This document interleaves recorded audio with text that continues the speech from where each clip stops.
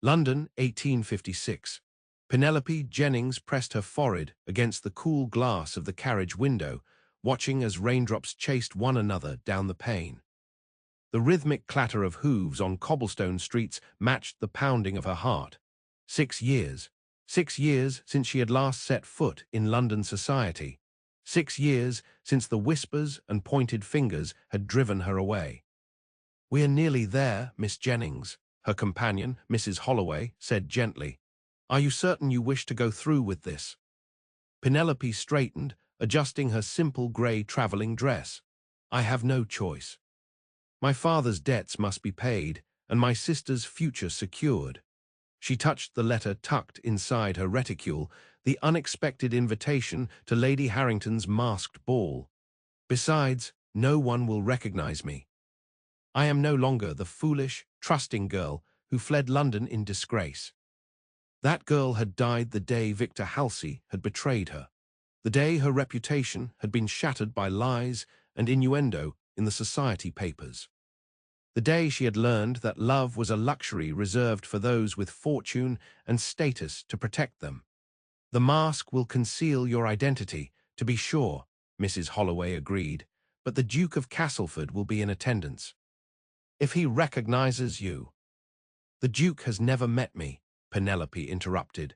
"He only knows of me through his cousin's tales, and Victor Halsey has no reason to look for me at a society ball. Not after he ensured I would never be welcome in such circles again." The carriage slowed as it approached her aunt's modest townhouse in Bloomsbury. Penelope had been fortunate that her mother's sister had agreed to shelter her during this desperate venture. Aunt Margaret, a widow who lived on the fringes of respectable society, asked few questions when Penelope had written explaining her predicament. Father dead, the family estate mortgaged beyond salvation, and her younger sister Lydia's future hanging in the balance. Only one hope remained, the rumoured position as companion to the elderly Duchess of Westmoreland, a woman known for caring little about society's opinions. If Penelope could secure an introduction at the ball, perhaps the old Duchess would look beyond the scandal that had marked her name. "You'll need to be exceedingly careful," Mrs. Holloway warned as the carriage came to a stop. "One wrong word, one person who recognizes your voice or manner—" "I am not the same person," Penelope said firmly. "That naive girl no longer exists."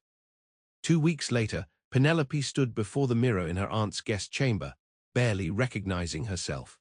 The midnight blue gown, borrowed from her aunt's theatrical friend, transformed her slender figure into something almost ethereal. The bodice, embroidered with silver thread that caught the light with each breath, gave way to layers of shimmering silk that whispered with movement. But it was the mask that truly concealed her identity, an elegant creation of silver filigree and sapphires that covered the upper half of her face, leaving only her lips and the curve of her jaw exposed. "You look magnificent," Aunt Margaret declared, adjusting the silver hairpins that secured Penelope's upswept chestnut curls. "No one will recognize Penelope Jennings beneath this disguise. Tonight, you are simply a mysterious lady seeking the Duchess's patronage." "If I can even get close to her," Penelope murmured. "Lady Harrington's masked ball will be attended by the cream of society." "Which is precisely why it's perfect," her aunt replied. "Everyone will be focused on their own intrigues. The masquerade provides the ideal cover." Penelope's fingers trembled slightly as she secured her gloves. "And if I encounter Victor Halsey?" "The man is now engaged to Lady Caroline Pembroke. He'll have no interest in a masked stranger." Aunt Margaret's expression softened. "Penelope, you cannot spend your life in fear of a man who wronged you 6 years ago. You were 17, innocent, and he was a scoundrel who toyed with your affections and then cast you aside when his cousin, the Duke, disapproved." The familiar ache bloomed in Penelope's chest. "He did more than cast me aside, Aunt. He allowed his cousin to believe I had attempted to entrap him. The story they circulated," she swallowed hard. "No respectable family would consider me after that." "Ancient history," her aunt declared firmly. Tonight is about securing your future and Lydia's, nothing more. As the carriage approached the brilliantly lit Harrington house, Penelope repeated this to herself like a prayer. The past was dead. Tonight she had one purpose: approach the Duchess of Westmoreland, secure the position as her companion, and disappear back into obscurity with her reputation, such as it was, intact. The masked ball was already in full splendor when Penelope entered the grand ballroom on her aunt's arm. Hundreds of candles illuminated the space, their light reflecting off the jewels and elaborate masks of London's elite. The orchestra played a lively waltz, and couples whirled across the polished floor in a kaleidoscope of color and movement. "Remember," Aunt Margaret whispered, "the Duchess favors the card room after 10. That's when you must approach her." Penelope nodded, her eyes scanning the room from behind her mask. "And until then, observe, listen, but draw no attention to yourself." They separated, her aunt moving toward a group of her acquaintances while Penelope drifted to the edge of the ballroom.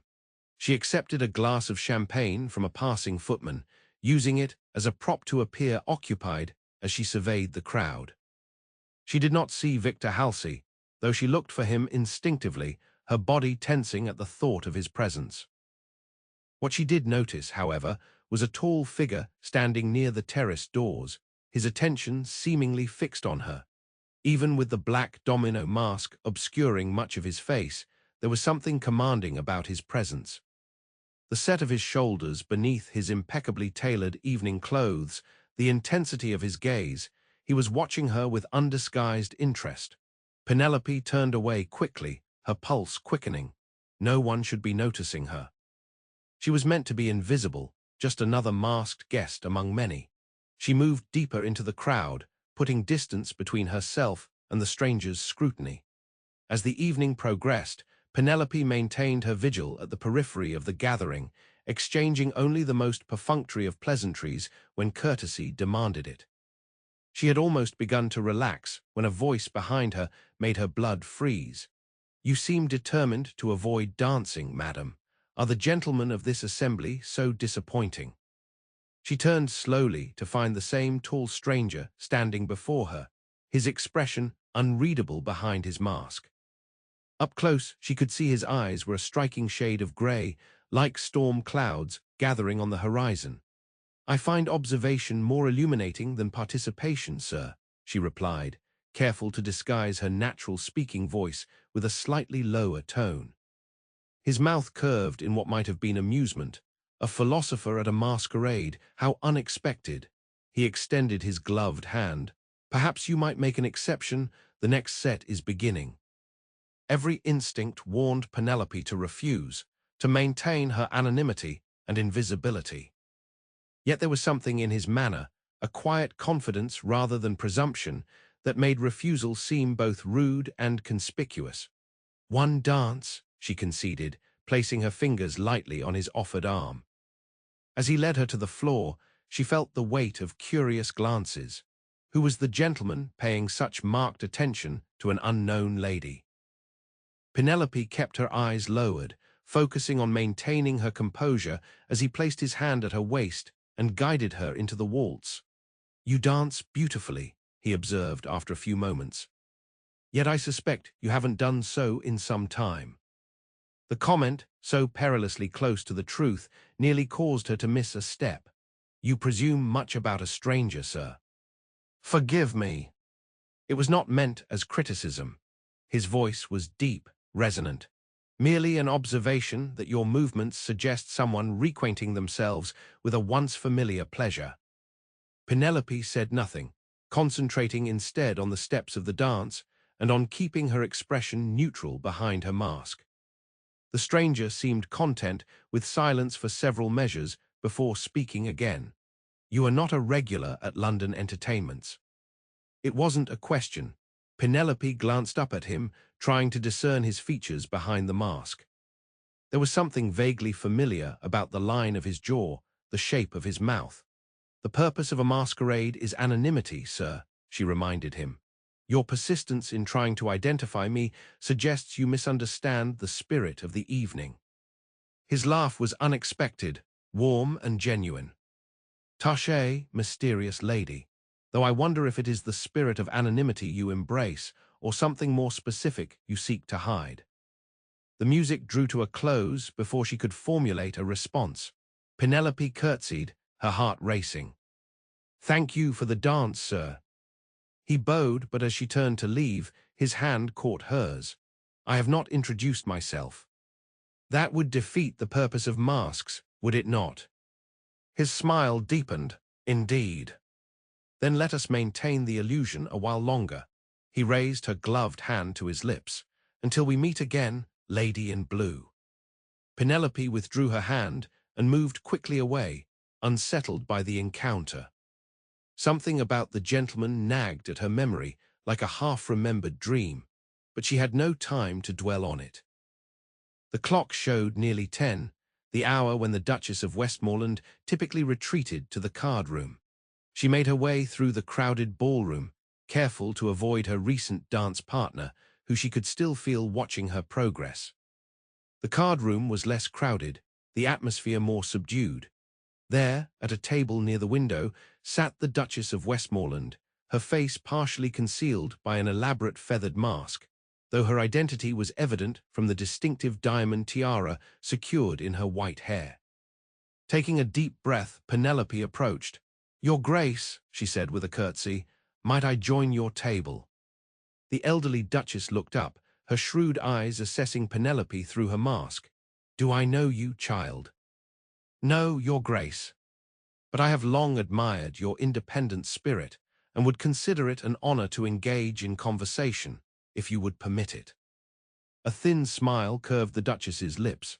"Flattery from a stranger, how intriguing, very well, sit. Let us see if your conversation is as pretty as your manners." For the next half-hour, Penelope carefully steered their talk through topics she knew would interest the Duchess: recent translations of Greek poetry, developments in botanical science, the political tensions with Russia. She had researched the older woman's interests meticulously, knowing this opportunity might never come again. "You are well read for one so young," the Duchess observed after Penelope had offered an insightful comment on Tennyson's latest work. "And you speak like someone educated above the ordinary standard for young ladies. My father believed daughters should be as thoroughly educated as sons, your Grace. A progressive thinker, and what is his name?" "Perhaps I knew him." Penelope hesitated. This was the moment she had dreaded, the question of her identity. "He has passed, your Grace, recently. And I find myself seeking a position that would make use of my education and allow me to maintain my independence." Understanding dawned in the Duchess's eyes. "Ah, so this is not a social call, but an interview of sorts." Penelope felt her cheeks flush beneath her mask. "I apologize for the presumption, your Grace. I had heard you were seeking a companion, someone who could read to you and assist with correspondence. I thought, perhaps, that you might secure the position before revealing your identity," the Duchess finished for her. She leaned forward, lowering her voice. "Tell me, child, what are you hiding behind that lovely mask that made such subterfuge necessary?" Before Penelope could answer, a commotion at the card-room entrance drew their attention. Several guests were parting to make way for a newcomer, and Penelope's heart sank as she recognized Victor Halsey's laughing voice. He entered with a group of gentlemen, including the tall stranger who had danced with her earlier. The Duchess followed her gaze.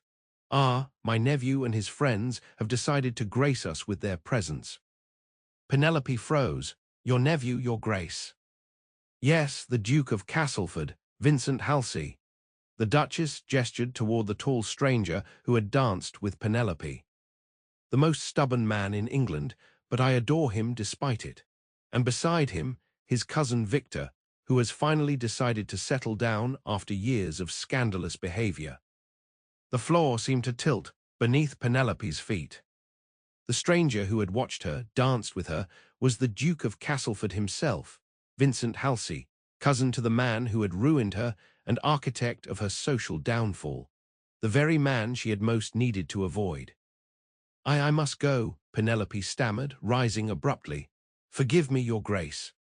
The Duchess frowned, but we were just beginning to converse meaningfully. Surely you can stay a while longer. Another time, perhaps. Penelope's words died as she saw the Duke's gaze lock on her across the room. Even behind his mask, she could see recognition dawn in his eyes. Whether he had somehow guessed her identity or merely recognized her as his dancing partner, the result was the same. He was making his way toward her with deliberate purpose. "Excuse me," she whispered to the bewildered Duchess, and fled through a side door that led to a dimly lit corridor.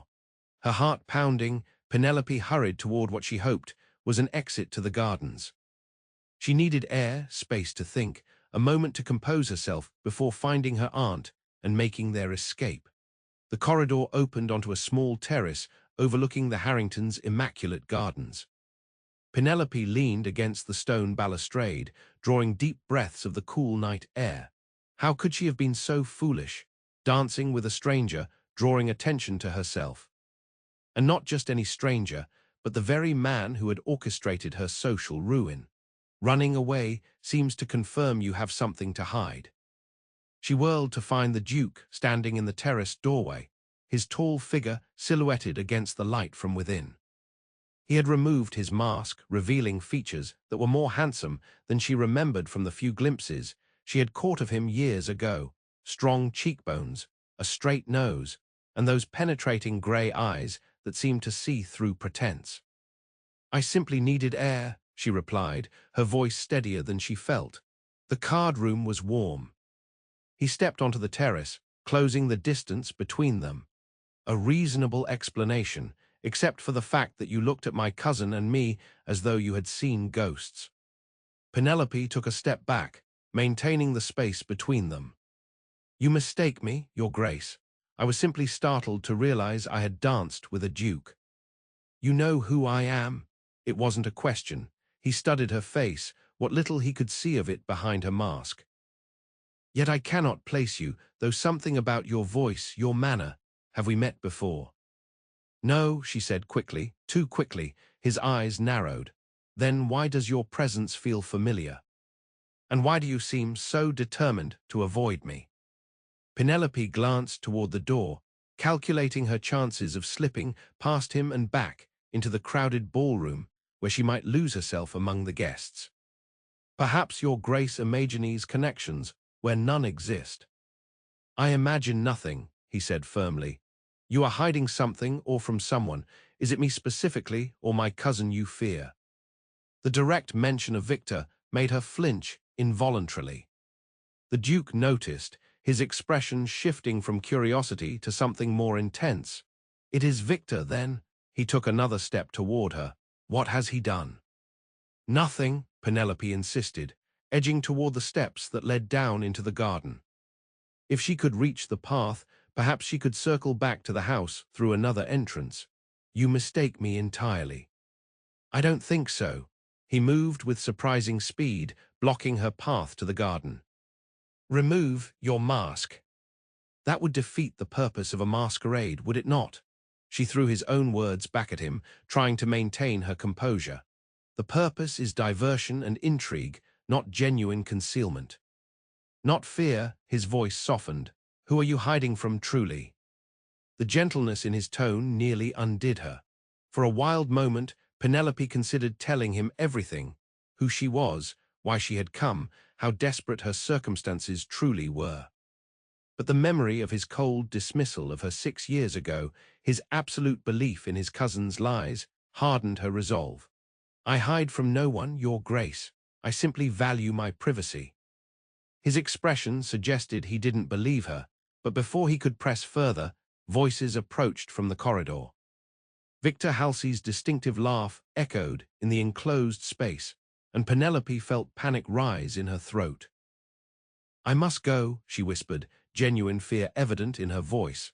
Something in her tone made the Duke step aside, but as she moved past him, his hand caught her wrist.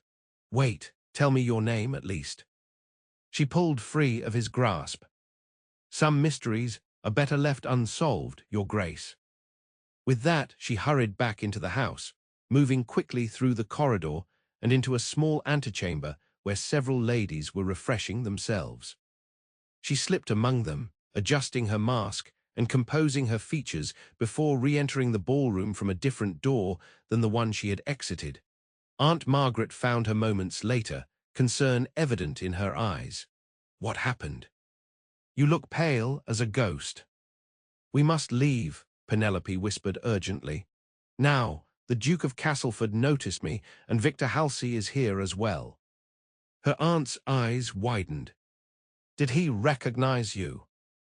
"The Duke suspects something, though I don't believe he knows who I am, but he's curious, and that's dangerous enough." Penelope glanced nervously toward the card room. "Please, Aunt. I cannot risk an encounter with Victor." They made their way to the entrance hall, collecting their wraps and waiting impatiently for their carriage to be summoned. Penelope kept her gaze fixed on the floor, terrified that at any moment the Duke might appear and demand answers she couldn't give. Only when the carriage door closed behind them did she allow herself to breathe normally again.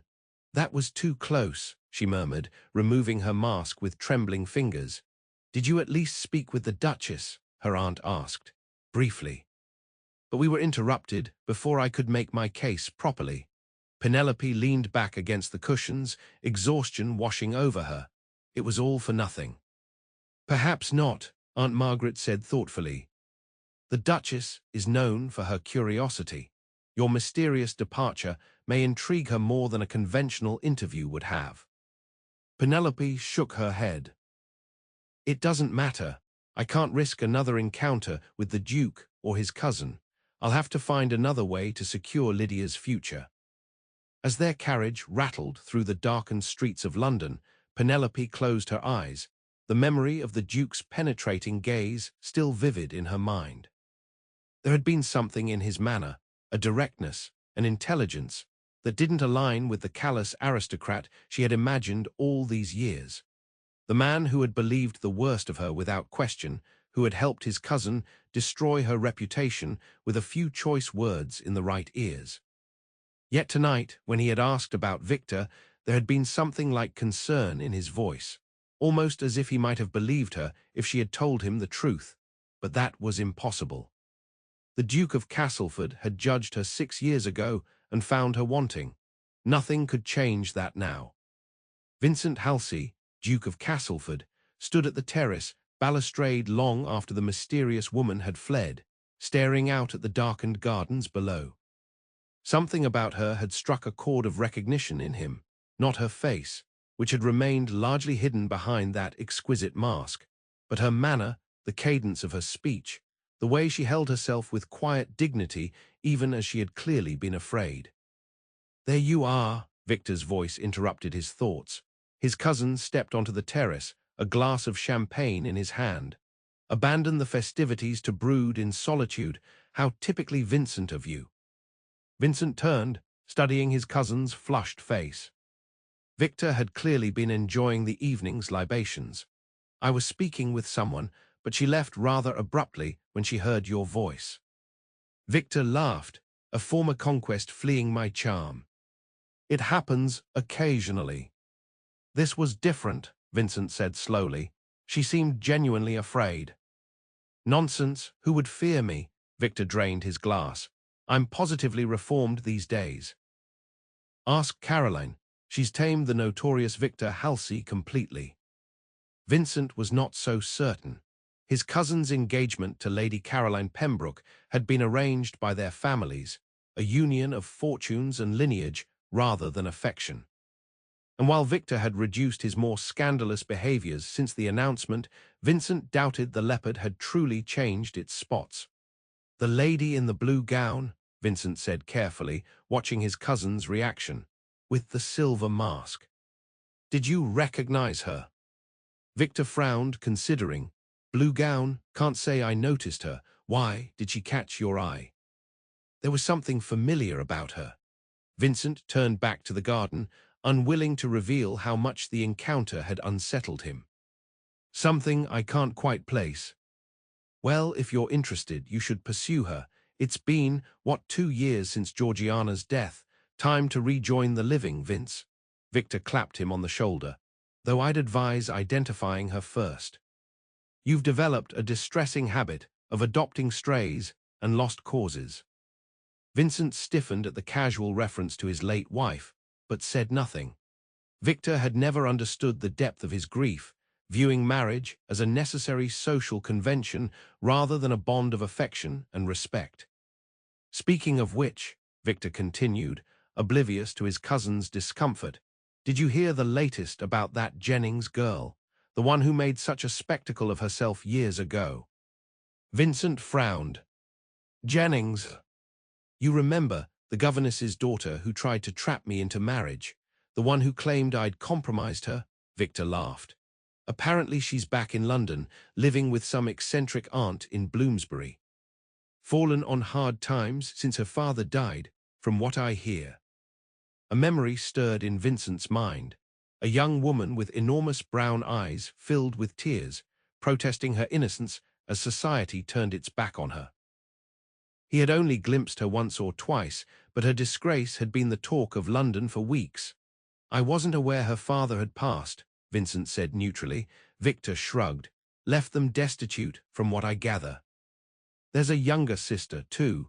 They'll probably end up in service or worse. He straightened his jacket.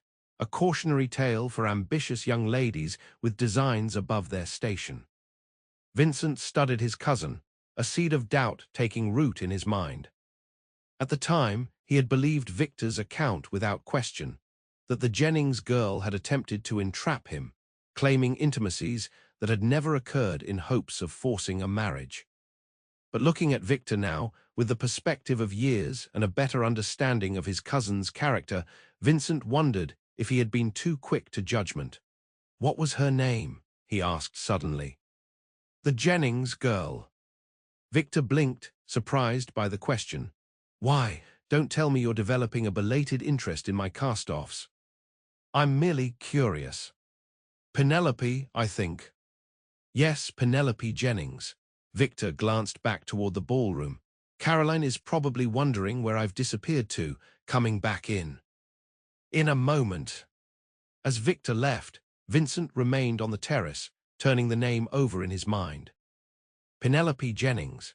Could the mysterious woman in blue possibly be the same person Victor had described, the disgraced daughter of a gentleman, now returned to London in reduced circumstances? It would explain her fear at Victor's approach, her desperate need to conceal her identity. But what would bring her to risk exposure at a society event like Lady Harrington's ball? Vincent resolved to find out.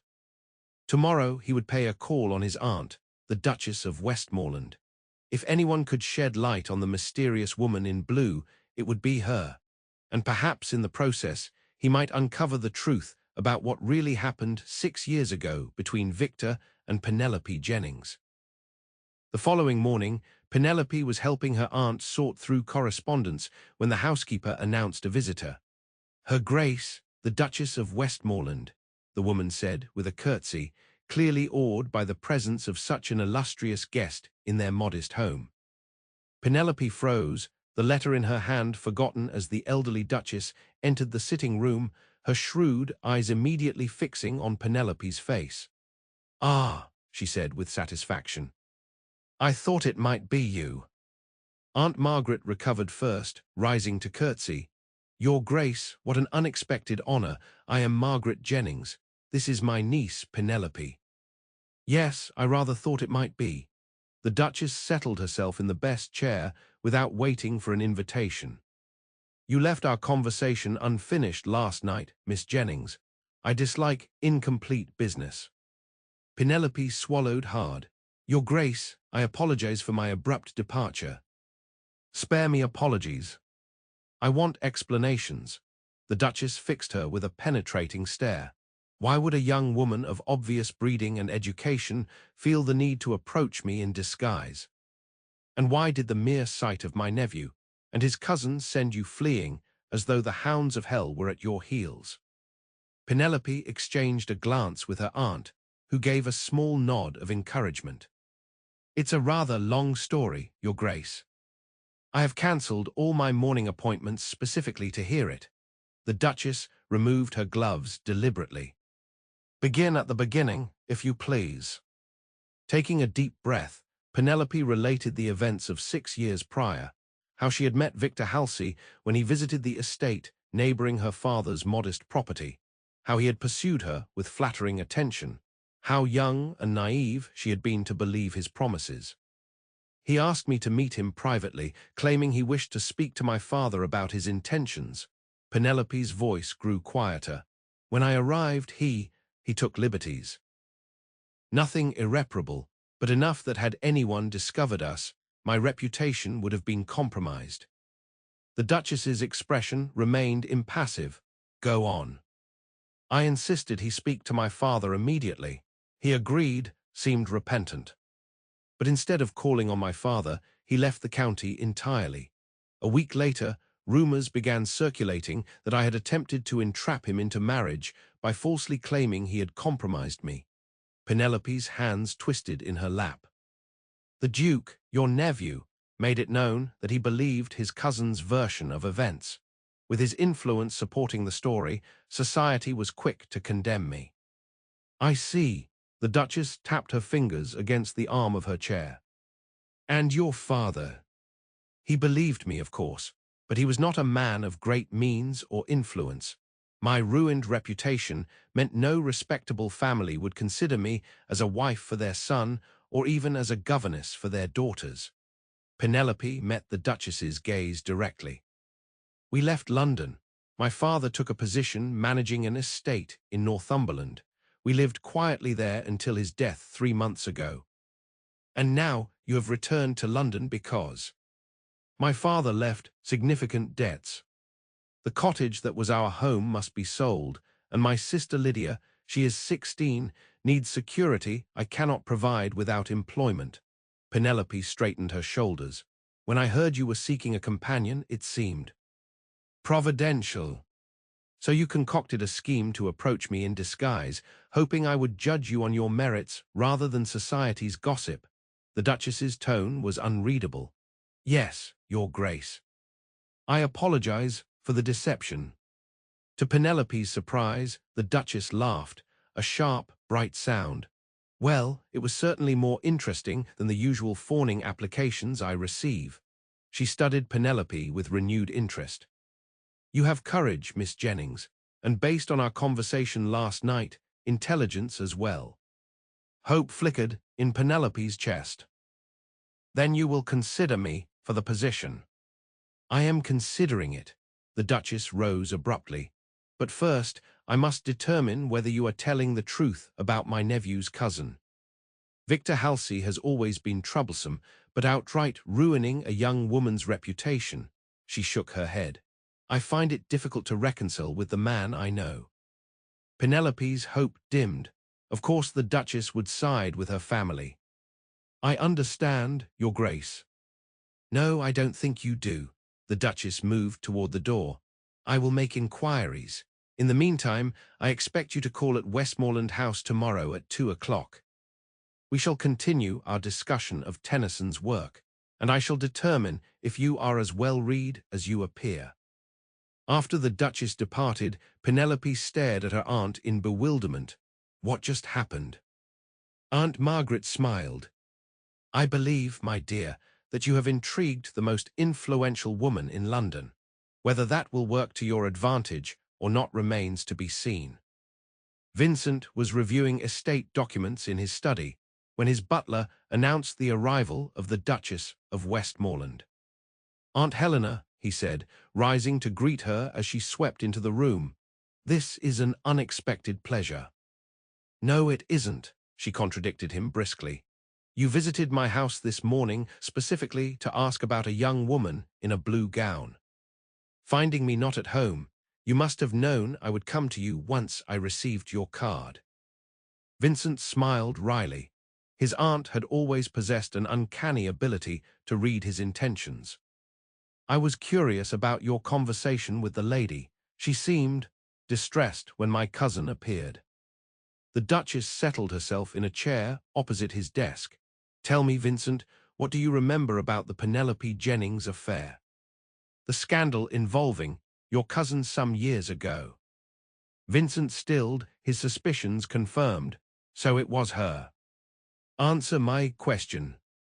He sighed, leaning back in his chair. I remember that Victor claimed she had attempted to compromise him in order to force a marriage, that she had invented a story about improprieties that never occurred. And you believed him without question. He is, my cousin. We were raised as brothers after my uncle and aunt died. Vincent frowned, uncomfortable under his aunt's piercing gaze. I had no reason to doubt his word. Did you ever speak to the young woman herself? No, he admitted. The matter seemed clear enough. Clear enough to ruin a young woman's reputation and future on the word of a man whose own reputation with young women was already questionable. The Duchess's voice was sharp with disapproval. Vincent felt a flicker of defensiveness. Victor may have his faults, but he has never been dishonest with me. Are you certain? The Duchess leaned forward. I have just come from visiting Miss Jennings. She tells a very different story, one in which your cousin took liberties with her and then fabricated a tale to protect himself when she demanded he speak to her father. She would say that, Vincent argued, though with less conviction than he would have shown the day before. The memory of the woman's fear when Victor approached was difficult to reconcile with someone who had invented a false claim. Yes, she would, just as Victor would deny it. The Duchess fixed him with a stern look. The question is, which of them is telling the truth, and why have you never considered that your cousin might have lied? Vincent stood, moving to the window to gather his thoughts. The truth was, in recent years, he had begun to see Victor's character more clearly. His cousin's charm masked a selfishness that Vincent had been too loyal to acknowledge fully. The thought that he might have contributed to an innocent woman's ruin troubled him deeply. What does she want? He asked finally. Why return to London now, after all this time? Her father has died, leaving the family in difficult circumstances. She has a younger sister to support. The Duchess's voice softened. She approached me at the ball hoping to secure a position as my companion, believing a mask would allow her to be judged on her merits rather than her past. Vincent turned back to his aunt. And will you offer her the position? Perhaps. She is intelligent, well-educated, and carries herself with dignity despite her circumstances. The Duchess rose, adjusting her gloves. But first, I want you to discover the truth about what happened 6 years ago. You owe her that much, Vincent. After his aunt departed, Vincent remained at the window, troubled by their conversation. Had he been so blinded by family loyalty that he had condemned an innocent woman without a fair hearing?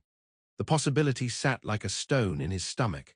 He recalled the mysterious woman at the ball, her grace, her quick wit, the vulnerability she had tried so hard to conceal. If that was indeed Penelope Jennings, she deserved more than his hasty judgment. She deserved the truth, and perhaps his apology. Decision made, Vincent rang for his butler. He would call on Victor immediately and get to the bottom of this matter once and for all. The following afternoon, Penelope made her way to Westmoreland House with trepidation. She had spent the morning alternating between hope that the Duchess might still offer her the position and fear that this was merely a prelude to a more formal rejection. The imposing townhouse on Berkeley Square reflected its owner's status. Penelope was shown to an elegant sitting room where the Duchess was already waiting, a selection of books spread on the table before her. Punctual, I approve, the Duchess said by way of greeting. Sit, Miss Jennings. We have much to discuss. Penelope took the indicated seat, noting the titles the Duchess had selected, volumes of poetry, history, and natural philosophy. An examination, Your Grace. Of sorts, the Duchess's eyes twinkled with unexpected humor, though I believe you will find it less daunting than your previous encounter with my family. Before Penelope could respond, the door opened again. She turned, expecting a servant, and instead found herself face to face with the Duke of Castleford. She rose instinctively, her heart pounding. "Your Grace," she said with a curtsy, her voice barely above a whisper. The Duke's expression was somber, his grey eyes studying her with an intensity that made her want to flee. "Miss Jennings, thank you for agreeing to meet with me." "I wasn't aware I had a choice," she replied, glancing at the Duchess, who was watching their interaction with evident interest. "You always have a choice," the Duke said quietly, "including whether to hear what I have come to say." The Duchess rose. "I shall leave you two to speak privately. The matter between you requires no audience." She paused at the door. "Vincent, remember what we discussed. Miss Jennings, I expect you to still be here when I return in an hour. We have an interview to complete." When the door closed behind the Duchess, an awkward silence fell. The Duke remained standing, as did Penelope, neither seemingly willing to be the first to sit or speak. Finally, he broke the impasse. "I owe you an apology, Miss Jennings." Of all the things she had expected him to say, this was perhaps the last. "I don't understand." "I have spoken at length with my cousin." The Duke's expression tightened. After considerable pressure, he admitted that his account of what happened between you 6 years ago was not entirely accurate. Penelope's legs suddenly felt weak. She sank back into her chair. He admitted it. The Duke nodded, taking the seat opposite her, not willingly, and not, I think, with any real remorse. "But yes," he acknowledged that he took liberties with you, and then fabricated a story to protect himself when you demanded he speak to your father." A strange numbness spread through Penelope's body. After 6 years of being disbelieved, of having her character questioned and her reputation shredded, to hear the truth acknowledged by the very man who had been instrumental in her social ruin was overwhelming.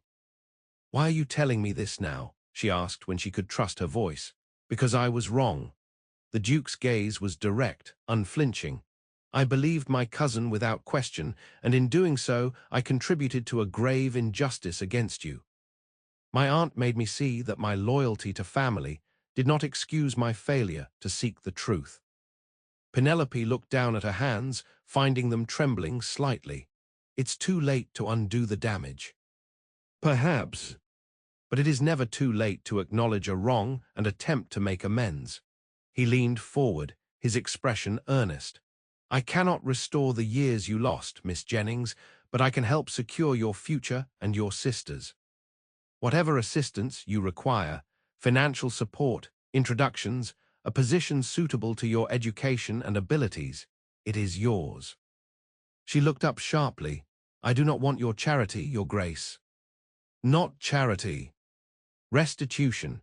His voice was firm. "What was taken from you can never be fully restored, but I can at least ensure you do not suffer further for my cousin's actions and my own failure to seek the truth." Penelope studied him, searching for any sign of condescension or pity in his expression. What she found instead was genuine regret and a steadfast determination that was oddly compelling. "Why did you notice me?" she asked suddenly. "At the ball, among all those people, why did you single me out?" A hint of a smile touched his lips. "There was something in the way you held yourself apart, observing rather than participating. It reminded me of myself, I suppose." His expression grew thoughtful. "After my wife died 2 years ago, I found myself attending social functions out of obligation, but feeling entirely separate from the festivities around me." "I'm sorry for your loss," Penelope said softly, surprised by this glimpse of personal vulnerability. "Thank you," he hesitated, then continued. "When I saw you watching the dancers with such careful detachment, I felt a connection, as though we were both outsiders looking in. I didn't realize, until later, why you truly kept your distance." A silence fell between them, but it was less strained than before. Penelope considered his offer of assistance, weighing her pride against the practical needs of her situation. "My sister," she said finally. "Lydia deserves a chance at a proper season, an opportunity to make a good marriage without the shadow of my scandal hanging over her." "Consider it done," the Duke nodded. "My aunt can sponsor her." No one would dare question the Duchess of Westmoreland's protégé. And for myself, Penelope met his gaze directly. I do not wish to be dependent on anyone's generosity, however well-intentioned. My aunt genuinely wishes to hire you as her companion. The position would provide you with independence and security. A hint of warmth entered his voice, though I suspect you will find her a demanding employer. For the first time since he had entered the room, Penelope felt a smile tugging at her lips. I gathered as much from our brief acquaintance. The Duke rose, moving to stand by the window. There is one other matter, Miss Jennings. The truth about what happened 6 years ago should be known. Victor's engagement to Lady Caroline was based partly on his perceived character as a gentleman. If she chooses to reconsider in light of this revelation, that is her right. Penelope shook her head. I have no desire to create another scandal, Your Grace. What purpose would it serve now? Justice, he said simply, and perhaps protection for other young women who might otherwise fall prey to similar deceptions. She had not considered this aspect, that by remaining silent, she might be allowing other innocent girls to be harmed. The thought troubled her. What do you propose? She asked cautiously. Not a public declaration, but the truth shared quietly with those who need to know. Lady Caroline and her parents, a few key members of society whose influence will ensure the correct version of events becomes accepted. He turned back to face her. With your permission, of course. Penelope considered this. It would mean facing scrutiny again, having her name linked once more with scandal, albeit from a different perspective. Yet there was something appealing about the truth finally being acknowledged. Very well, she agreed, but I would prefer not to be directly involved in these conversations.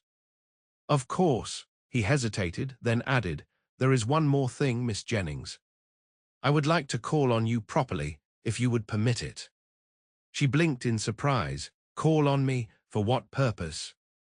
To become better acquainted. His expression was impossible to read. Our conversation at the ball, brief though it was, intrigued me. I would like the opportunity to know the woman behind the mask, the real Penelope Jennings, not the creation of gossip and scandal. Penelope felt heat rise to her cheeks. Your Grace, if this is some form of misplaced guilt. It is not guilt that prompts this request, he interrupted, his voice gentle but firm.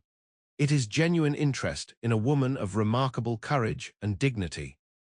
A woman who faced adversity with grace and returned to the very society that had wronged her, not seeking revenge, but merely a chance to support herself and her sister honorably. She hardly knew how to respond. The idea that the Duke of Castleford might have a personal interest in her seemed so improbable as to be almost laughable. Yet his expression was sincere, his gaze unwavering. I would not object to your call, Your Grace, she said finally, her voice carefully neutral, though I cannot imagine what we might have in common beyond this unfortunate history. Perhaps more than you think. A genuine smile transformed his features, softening the aristocratic reserve. We might begin with our shared appreciation for observation over participation and see where the conversation leads. Before Penelope could respond, the door opened to admit the Duchess, who surveyed them with shrewd eyes. Have you resolved your differences? She demanded without preamble. The Duke glanced at Penelope, allowing her to answer. We have reached an understanding, Your Grace, she said carefully. Excellent. The Duchess resumed her seat, gesturing for Penelope to do the same. Vincent, you may leave us now. Miss Jennings and I have an interview to complete. As the Duke bowed and took his leave, Penelope caught his eye one last time. There was something in his gaze, a promise, perhaps, or a question, that lingered in her mind long after he had gone. The Duchess picked up one of the books she had laid out earlier. Now, Miss Jennings, tell me your thoughts on Wordsworth's later works. I find them tediously serene compared to his earlier passion, but I'm curious to hear your perspective. As Penelope gathered her thoughts to respond, she realized that for the first time in 6 years, she was considering not just survival, but the possibility of a future that held more than mere existence. Whether that future might include the Duke of Castleford was a question she was not yet ready to contemplate. But for now, it was enough that the truth had been acknowledged, that her name might be cleared, and that her sister's prospects were secure. It was more than she had dared hope for when she had donned a mask and ventured into society once more. Perhaps, just perhaps, second chances were possible after all. In the weeks that followed, London society witnessed a subtle but significant shift. The Duchess of Westmoreland, known for her sharp tongue and sharper opinions, had taken a new companion, a Miss Penelope Jennings, who was, according to whispers, the same young woman who had been at the centre of a scandal involving Victor Halsey years earlier. More surprising still, the Duke of Castleford had begun calling regularly at Westmoreland House, ostensibly to visit his aunt, but spending considerable time in conversation with Miss Jennings. Victor Halsey's engagement to Lady Caroline Pembroke had been quietly broken off, and the gentleman had departed London for an extended stay at his country estate, accompanied by rumours of gambling debts and indiscretions that had finally caught up with him. For Penelope, the transformation in her circumstances still felt like a dream from which she might awaken at any moment.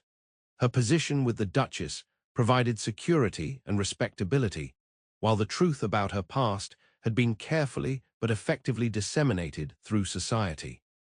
There were still those who looked at her with suspicion, but the Duchess's formidable patronage silenced most open criticism. Lydia had joined her in London and was being prepared for her debut in the upcoming season, delighted by the fine clothes and elegant surroundings that the Duchess insisted were necessary for her protégée. And then there was the Duke. Vincent Halsey called at Westmoreland House 3 times a week, each visit lasting precisely 1 hour. The Duchess made a point of leaving them alone in the drawing-room, though with the door ajar in deference to propriety.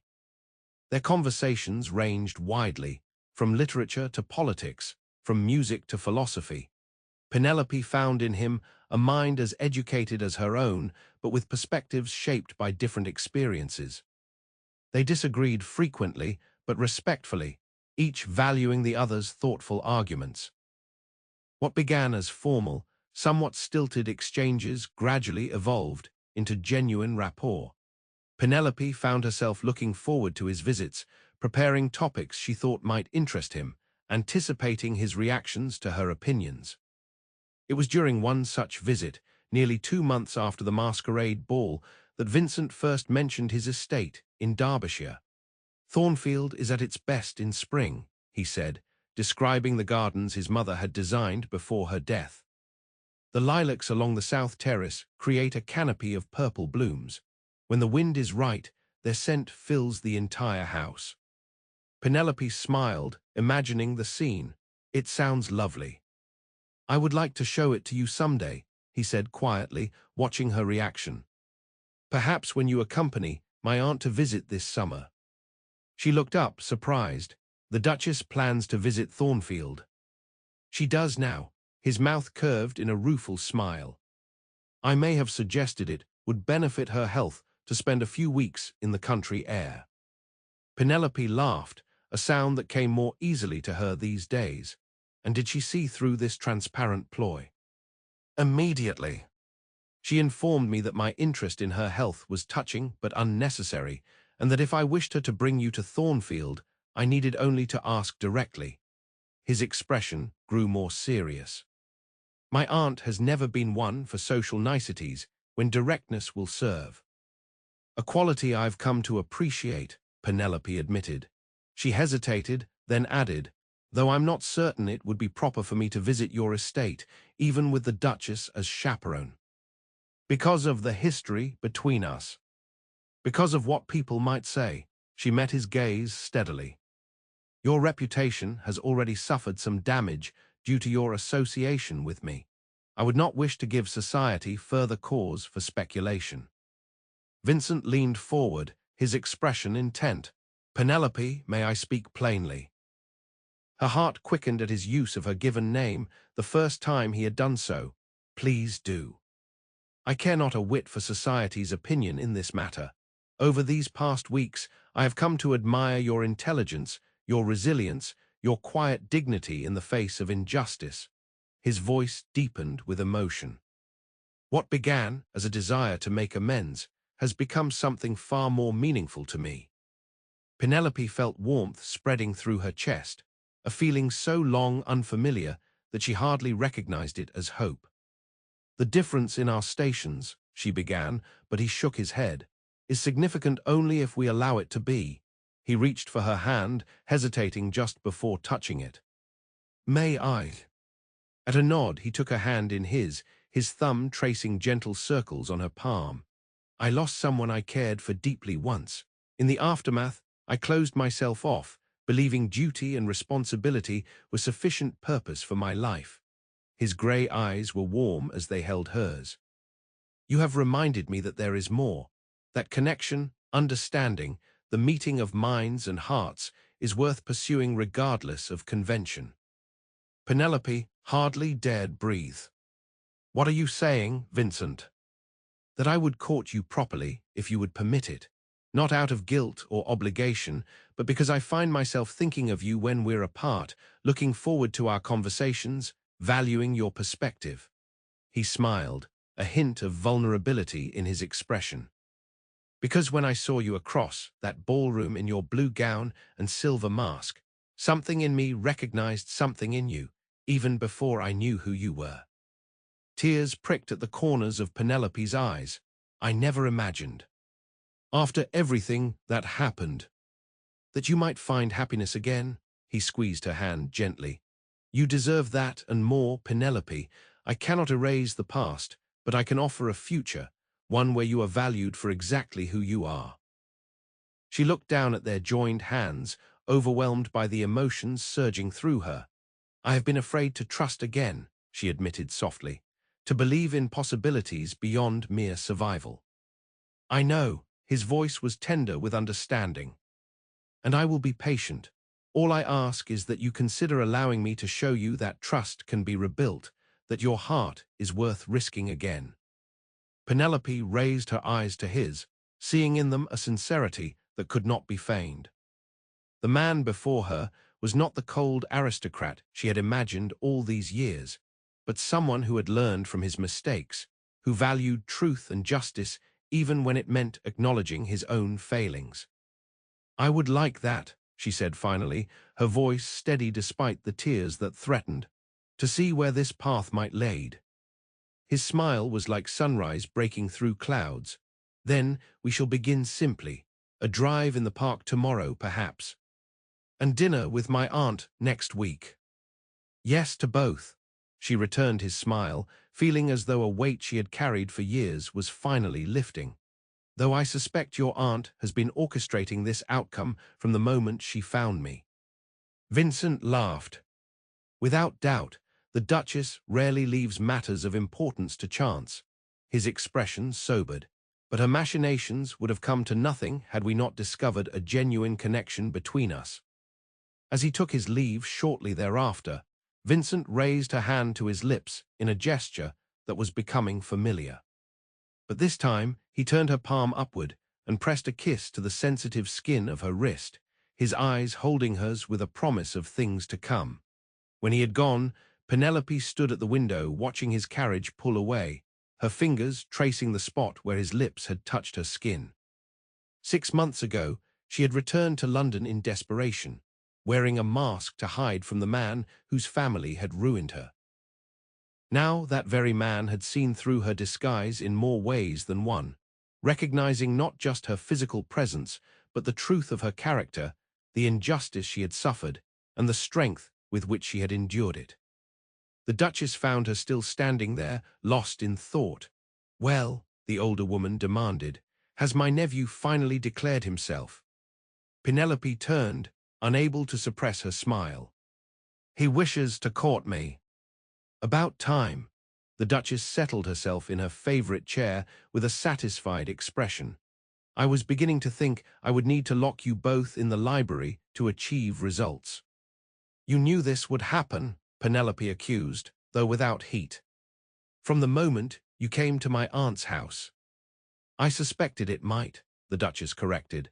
Vincent has been sleepwalking through life since Georgiana died. He needed someone who would challenge him, make him think, force him to reconsider his assumptions. Her shrewd eyes assessed Penelope. You needed someone who would see your worth beyond the lies that were told about you. Penelope shook her head, amazed at the Duchess's perception.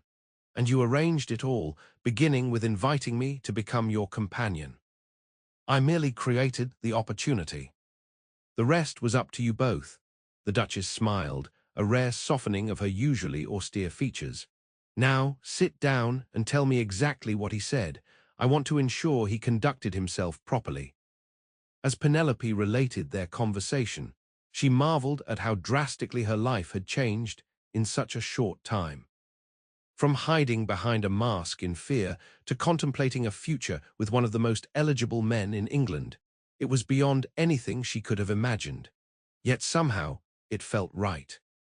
Not because Vincent was a duke, but because he was a man who had acknowledged his mistake, who valued truth and justice, who saw her for who she truly was. A man who had looked beyond the mask she had worn, not just at the ball, but in all the years she had protected herself from further hurt. For the first time in 6 years, Penelope Jennings allowed herself to believe in second chances, and in the possibility that sometimes love could indeed heal even the deepest wounds. 1 year later, the Duchess of Westmoreland's annual spring ball was the highlight of the London season. Society's elite gathered in her magnificent ballroom, eager to see and be seen, to dance and flirt and gossip beneath the glittering chandeliers. At the edge of the dance floor, Penelope Halsey, Duchess of Castleford, stood watching the revelry with a small smile playing about her lips. Her gown of sapphire blue, embroidered with silver thread, shimmered in the candlelight, a deliberate echo of the dress she had worn to Lady Harrington's masquerade a year earlier. "You're watching rather than participating again," a familiar voice murmured in her ear. Vincent's hand settled at the small of her back, a warm, reassuring presence. "Old habits, my love." Penelope turned to her husband, her smile widening. "I was thinking about last year's masquerade, how terrified I was that someone might recognize me.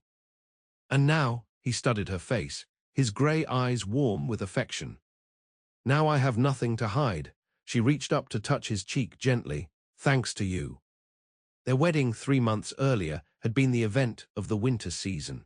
Society had watched in fascination as the Duke of Castleford married the woman whose reputation his family had once destroyed, a woman who had returned from disgrace to become first the Duchess of Westmoreland's companion and then a duchess in her own right.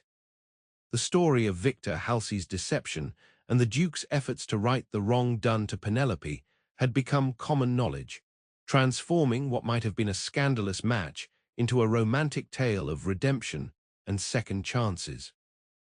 "I believe your sister is enjoying herself," Vincent observed, nodding toward the dance floor where Lydia Jennings was whirling in the arms of a young viscount who had been paying her marked attention throughout her debut season. "She deserves every happiness," Penelope said softly, "as does my aunt, who looks entirely too pleased with herself this evening." The Duchess of Westmoreland was holding court across the room, surrounded by admirers and sycophants eager for her approval. She caught Penelope's eye and raised her glass in a small salute. "She has reason to be satisfied," Vincent said with a chuckle. "Her matchmaking was an unqualified success." Penelope leaned into his side, savoring the solid strength of him. "She merely created the opportunity, or so she claims. The rest was up to us." "Then we must be grateful for her interference."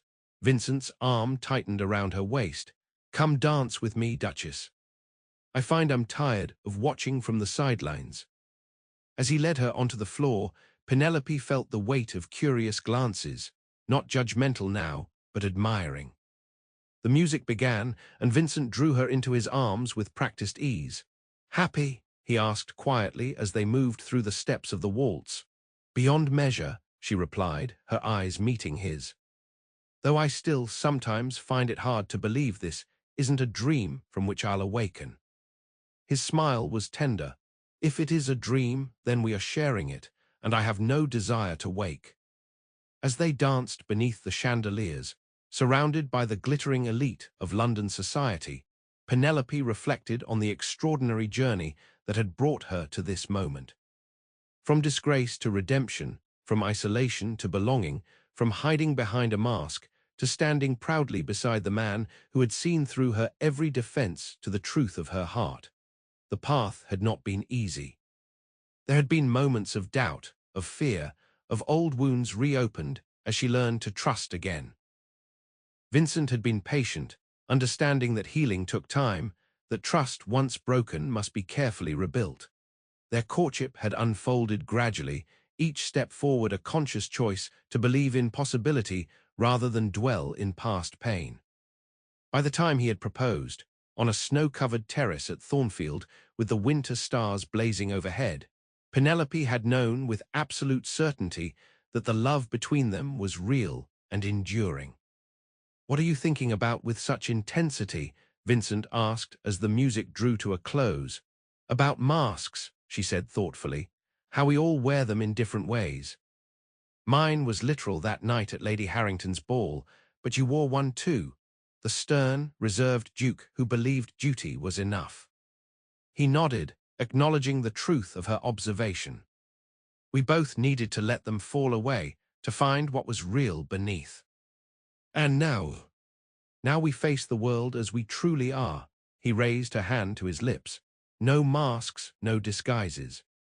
Just Vincent and Penelope." As he led her from the dance floor, Penelope caught sight of their reflection in one of the ballroom's many mirrors. The Duke and Duchess of Castleford, moving together in perfect harmony, their faces open and unguarded in a way that only those who have known both suffering and joy can achieve.